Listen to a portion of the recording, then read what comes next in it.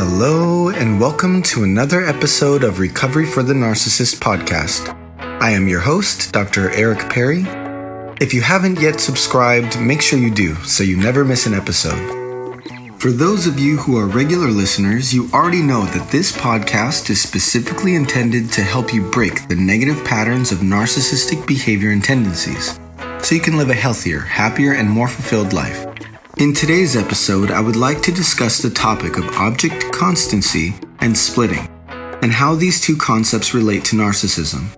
Before we explore the concept of object constancy, we must first look at the concept of object permanence, which is described in Jean Piaget's concept of cognitive development.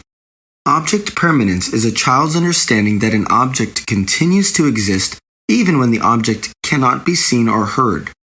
For example, a child who has not yet developed object permanence will not know that a ball still exists when you enclose the ball in a box.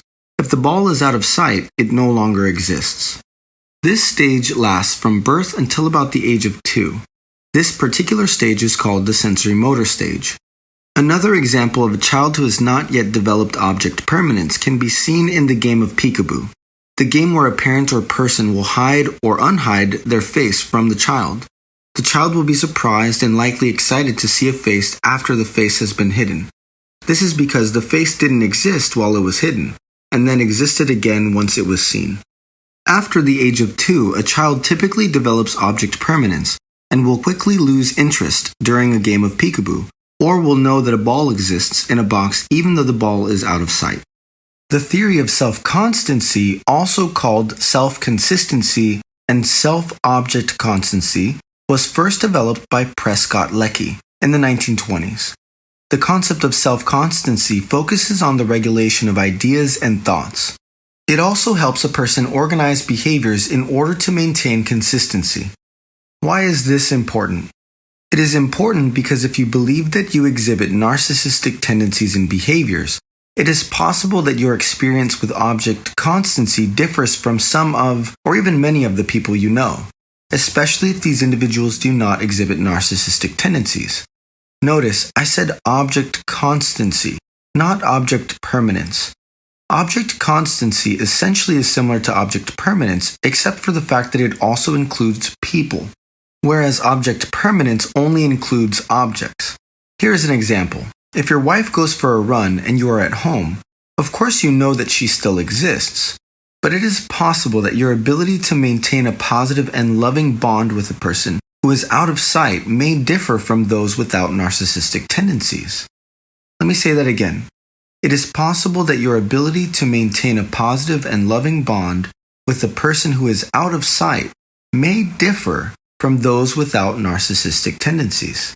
If narcissistic individuals are known for lacking empathy, and empathy is defined as the ability to understand and share the feelings of another, that would mean that someone who is narcissistic may have difficulties holding feelings towards the out-of-sight person in a way that differs from their own projection. Here is an example to help you make sense of this. Imagine that before leaving for her jog, your wife says to you that you are bothering her by interrupting and talking too much. Now she is out of sight and you are feeling angry, hurt, and annoyed. Someone who exhibits narcissistic tendencies will have a more difficult time maintaining a positive and loving bond with another person than someone who is not narcissistic. It's not that she doesn't exist, how she might not exist to you if you hadn't developed object constancy, but your positive emotions may not exist. It's not enough to only listen to my podcast episodes once or twice. Repetition is extremely important. You must first ingest, then digest, and then manifest the concepts and ideas I am sharing with you. Listen back to previous episodes. Re-listen to episodes even if you feel that you understand it fully. Rewiring your thought process doesn't happen overnight and without repetition. The last concept I want to share with you is called splitting. Splitting is also known as all or nothing thinking. It is the inability for a person to bring together both positive and negative qualities of a self or others into a cohesive whole. Splitting is a defense mechanism that I believe influences individuals with narcissistic tendencies far more than we realize. Let's go back to our example of the wife who is currently on a jog. She made a comment to you that you were being obnoxious and interrupting her. Of course, you don't feel great about it. Someone who exhibits narcissistic behaviors and tendencies will unknowingly struggle to bring forth positive feelings towards a person who they are currently upset by. This is your challenge. The next time you are in a situation where you are bothered, angry, or upset by someone, I want you to think of this concept of object constancy and splitting. An exercise to use in a moment like this is to verbalize the positive aspects of the person you are upset with. For example, you might say, "I still care about my wife. I still love her. I can love her and also be upset with her at the same time."